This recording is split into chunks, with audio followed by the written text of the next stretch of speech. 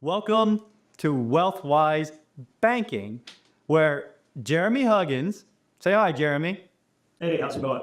and Jason Sipple are WealthWise Banking. We're the ultimate infinite banking podcast that's going to bring you a unique perspective on how you can reach all of your financial goals without working any harder and without doing anything more than changing just one thing. Yes, it sounds crazy, but Jeremy, a former rugby player, West Point grad, former Special Forces pilot, knows a thing or two about discipline and about the infinite banking concept and its applications, since he's an infinite banking Nelson Nash certified practitioner and has been practicing this in his own life. And Jeremy, tell him a little bit about Jason. So Jason has a fantastic background in benevolence. I believe it's your goal to affect 10 million fathers and fathers. Is that correct? It is 10 million fathers and their families. And your background was in a recruitment division where you helped grow it in, I think, 3 years of $25 million in revenue, correct? That is also true. We replaced over 3,000 people in that journey, scaling from 30 to 600 million.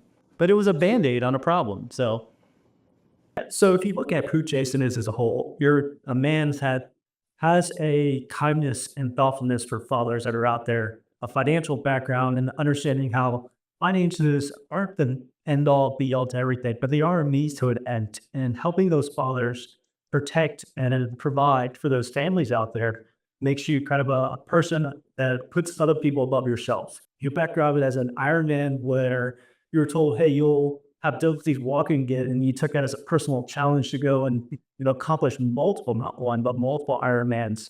And just kind of the individual that you are, that's just kind of a no quit attitude at the same time of just giving yourself your all to her women around you makes, I think, talking to you and understanding how you also being a Nelson Nash practitioner on an expert in the infinite banking concept, you bring all these different elements to our audience that I'm really excited about, and here's how they're going to be able to grow along with us. and that's it. We're going to invite people to go on this journey to get on our infinite banking bus together, Jeremy. And that was, thank you, received so kind what you just said about me. And I'm excited to be here. You're the one who had the vision to bring us together and to do this together. So in our first podcast today, we're going to talk about how we learned about the infinite banking concept and what we've done with it in our own lives, what that journey's been like. Because believe it or not, we've made all the financial mistakes that many of our listeners have also made.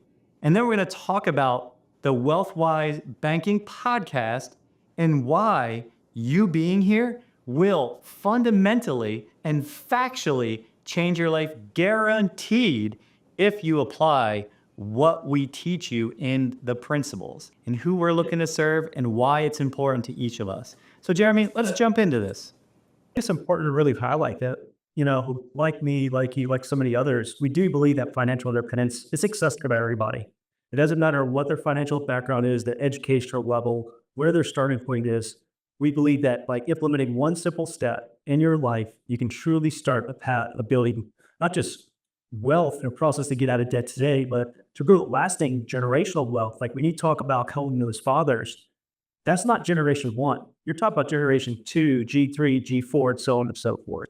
So that's what really gets me excited about this. And thank you for sharing that. That also for being here with you. When you called me, I was looking for a platform and a partner, someone that was like-minded, because at the same time, everyone that's listening, go find that like-minded accountability partner. That's almost lesson number one. Go find somebody that feels the same way you do today, but they have bigger visions. And that's what I found in Jeremy. Jeremy, the first time I met him, was telling me about his goals, his project, the type of people he was working with.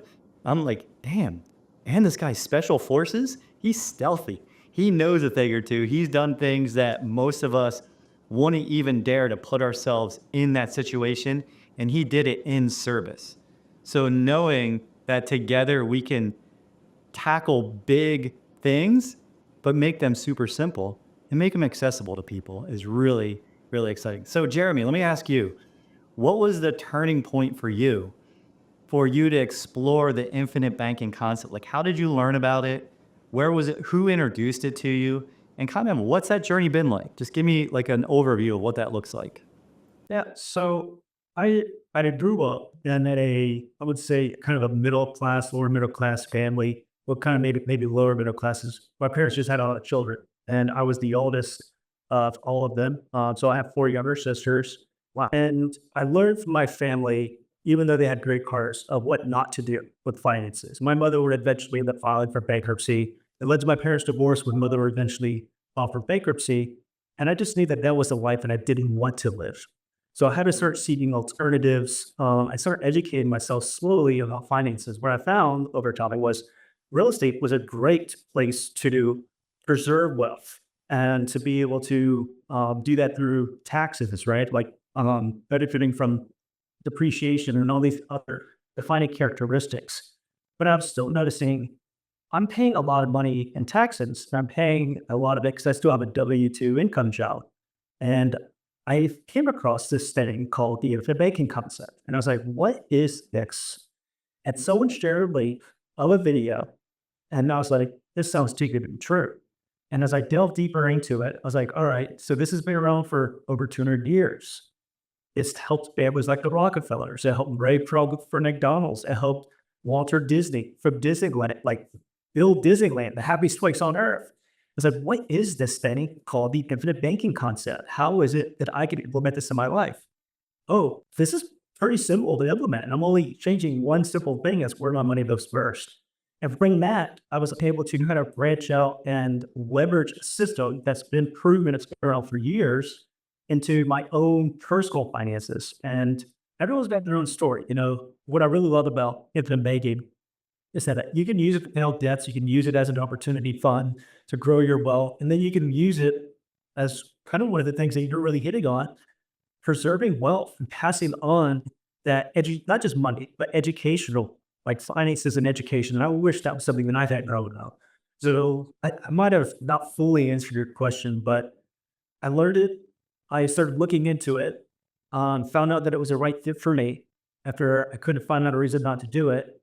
And then I started professionally, I say professionally, kind of loosely, because I was just telling people what it is that I was doing and kind of sharing what it is that I was doing.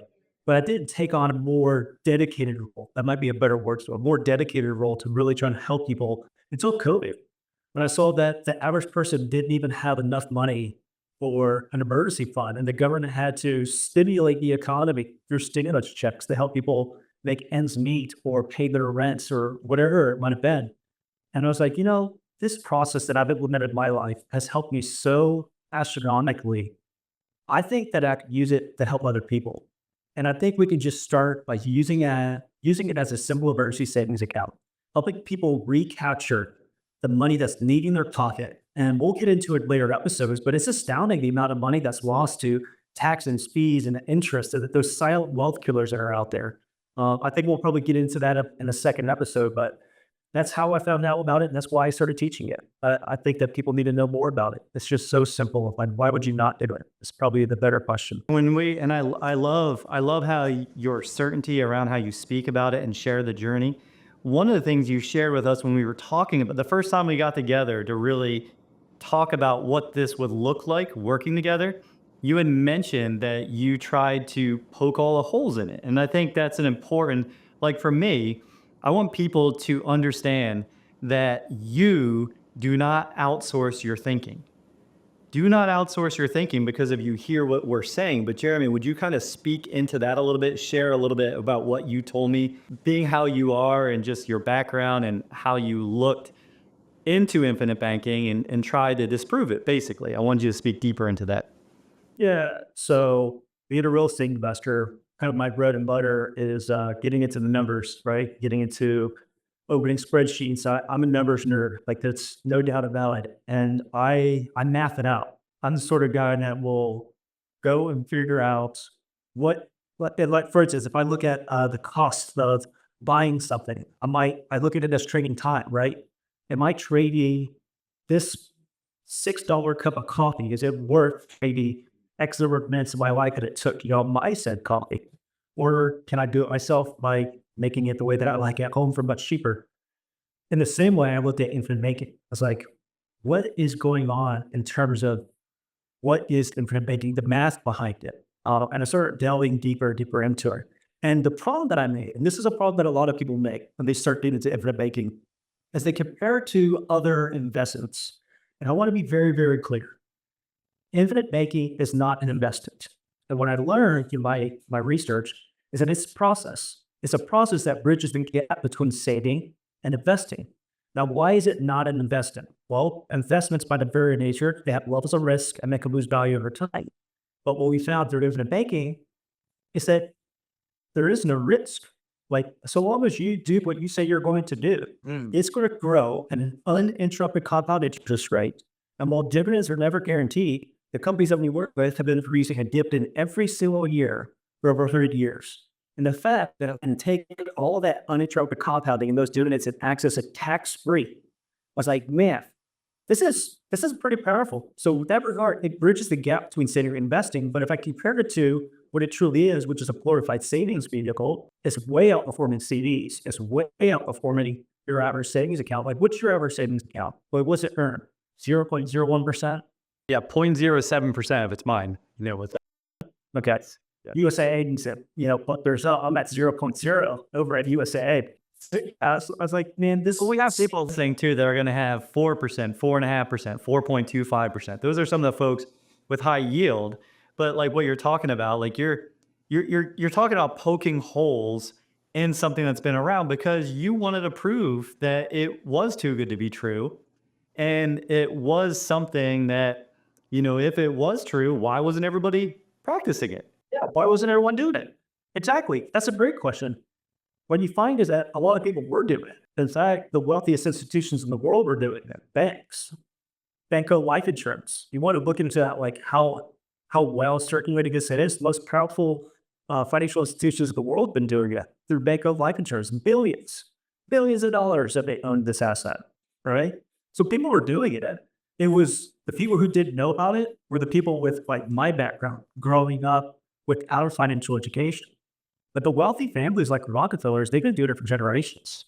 So that is such a powerful point. And I'm going to stick a pin in it right there. But the powerful point is, what is financial education? Let's come back to that. I like to, if it's okay, I love to share a little bit about how I got here and like kind of what that journey looked like. 'Cause it's not dissimilar to yours, but also at the same time, very dissimilar, because you were someone who took ownership.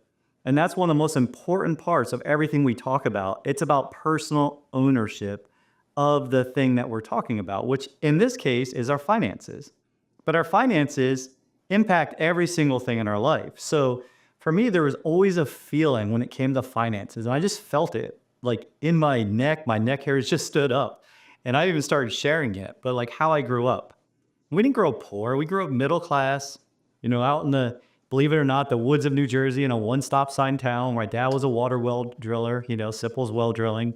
My mom worked for the county prosecutor's office, victim witness coordinators, or was a teacher, right, depending on where we were in life. But I remember I had developed a lot of stories around money. And what I learned from a young age is, look, if you trade your time for money, you go out and mow lawns or rake leaves and you could get paid to do things or go learn how to be a lifeguard. And so I learned how to show up first, how to leave last, how to work hard, how to be humble, how to be polite. And I thought that was money. I thought that was it. And I always tied my worth to the amount of money I was making.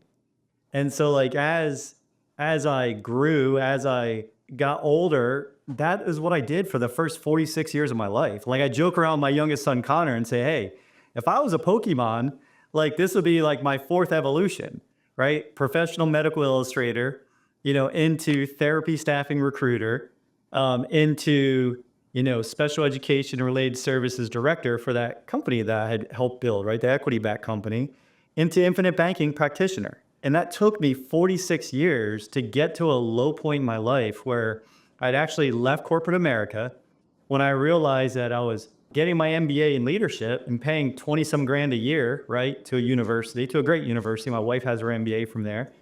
And I was like, okay, this is how I'm going to get equity in this company. where I'm working 30 hours more than I was 5 years ago, but I'm making exactly the same amount of money. But I'm responsible for 5 different things. And I see the company growing. We went from 30 to 600 million, right? And this is 4 years, 4.5 years ago. And I thought, oh my God, like I keep helping everyone else build their dream, but I've never took the time to get clear on what I am dreaming of. And so I said, well, what do I love?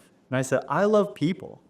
I love people. I love learning about people. I'm super curious about everyone I speak with. I want to help everyone. And I had some success coaching different people with different things, whether it was helping someone complete their first Ironman or someone get the position they wanted within recruitment. Like I've coached a lot of COOs and directors and leaders. Actually, people have went out and formed their own successful companies. I said, well, I love developing people because I love people. And so I went into coaching and I fell right back in that same trap because of my rules. And I started helping someone build their coaching community during COVID. And we went from 0 to 4 million the year of COVID, the first year when nothing was open. So we did it all online and it was awesome. And then we had a live event and I'm standing in the back of the room and we're helping everyone reach their big goals, right? How much money do you want to have? Who are you impacting?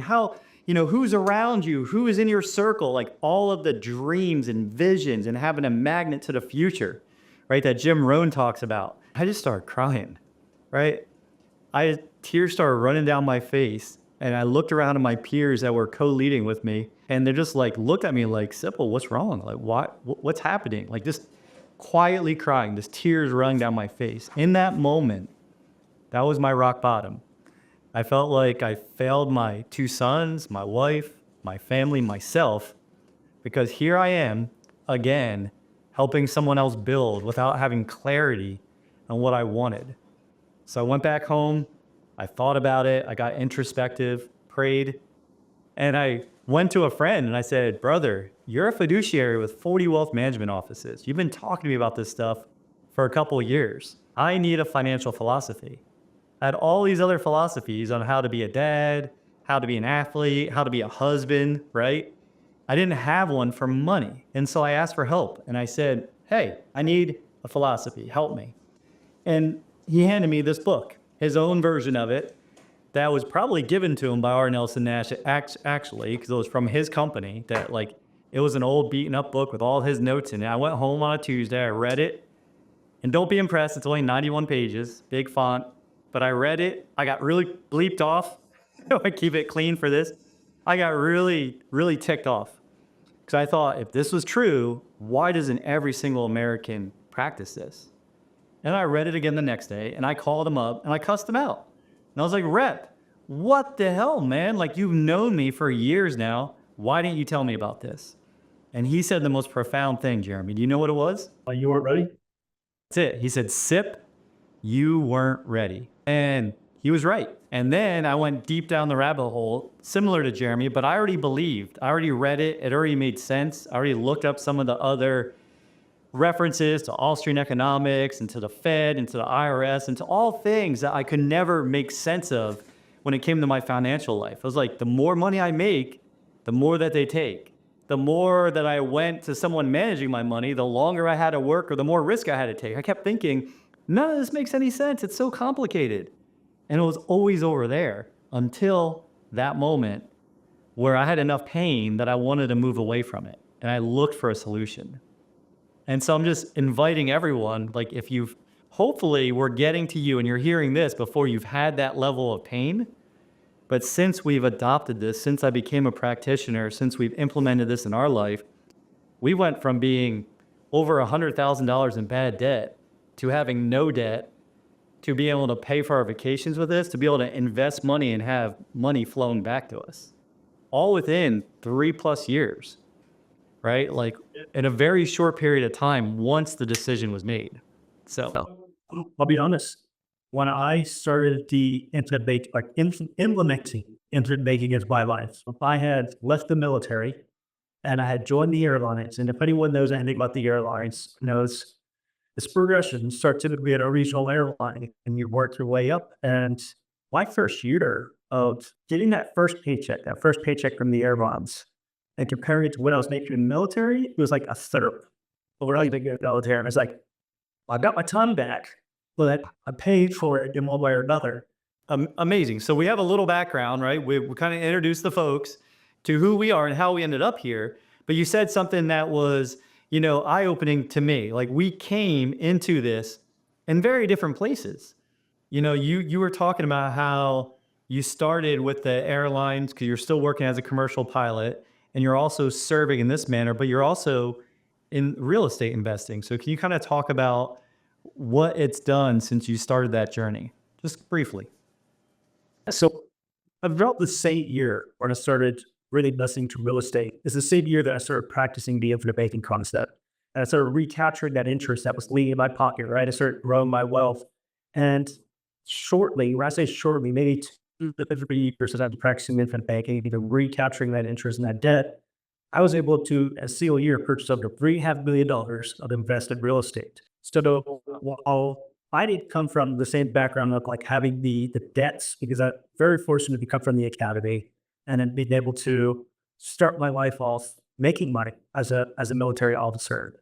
I was able to start at a different place than you are. And so many of our audience members are going to start in different places, right? Some of us start in debt, some of us start out of debt, some of us start in later years.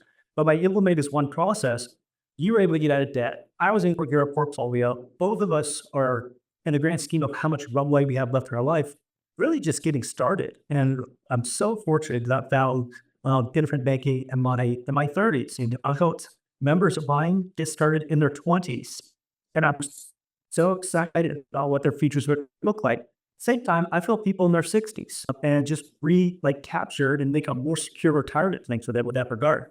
Now, you hit on something that kind of resonated with me earlier, and you talked about clarity, right? And one of the things that I hope that we can help our members with this podcast is gain a little bit of clarity and determine what is both meaningful and what's manageable, and gain that clarity to accomplish their goals, like their individual goals. I love the meaningful and manageable, right? Because we all have big, glorious visions. And if we don't, then I'm going to challenge you to have that big vision, not only for yourself, but if you won't do it for yourself, sit down, be still, and think about where are you going? What is the most important thing in your life, and why are you doing it? Like when I heard, and this came from, from a chief master, right?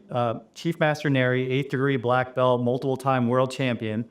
And he talked about the legacy that is turning around and teaching others and having others understand what the discipline of Taekwondo and martial arts and why it's so important for families and for structure and for emotion and for confidence.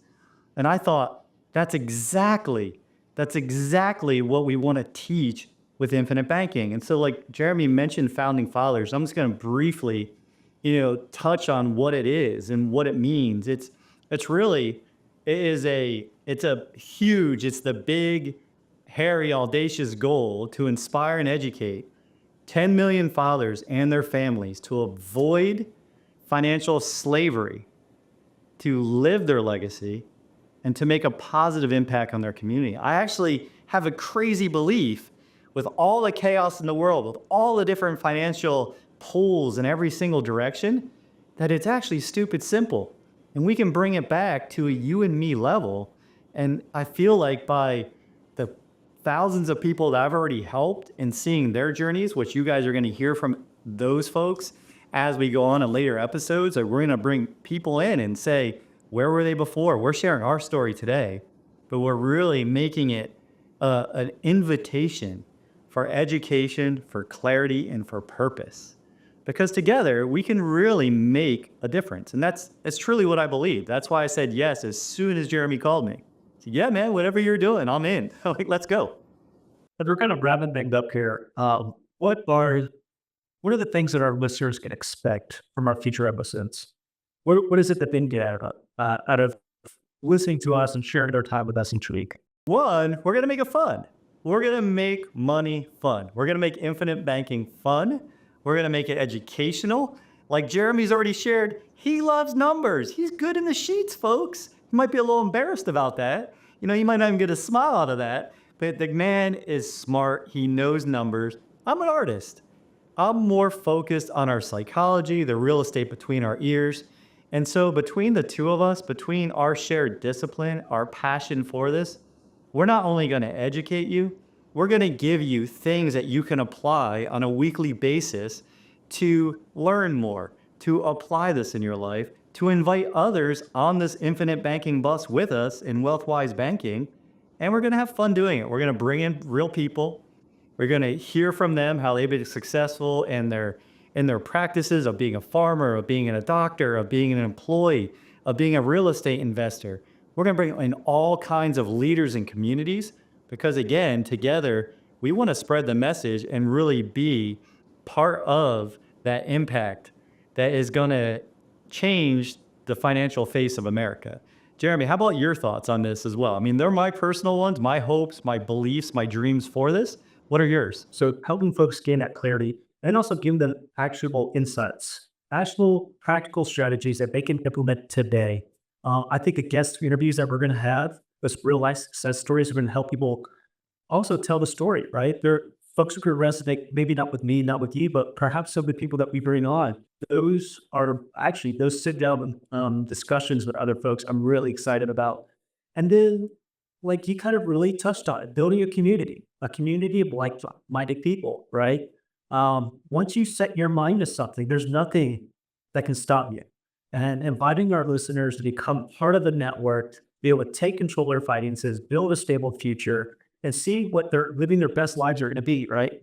Our promise to anyone who's investing their most valuable resource, your time, your energy, and your attention, is really being able to deliver upon key concepts that we're going to say what infinite banking is, what infinite banking isn't. We're going to talk about how it relates to your needs, your day-to-day needs, and how it creates a river going forward, multi-generational, long-term thinking, and it ties back to what you're leaving by teaching and education and the ripple effect that this simple change, changing that one thing, is going to bring for everyone. So this episode is setting the foundation for wealth-wise banking and what to expect.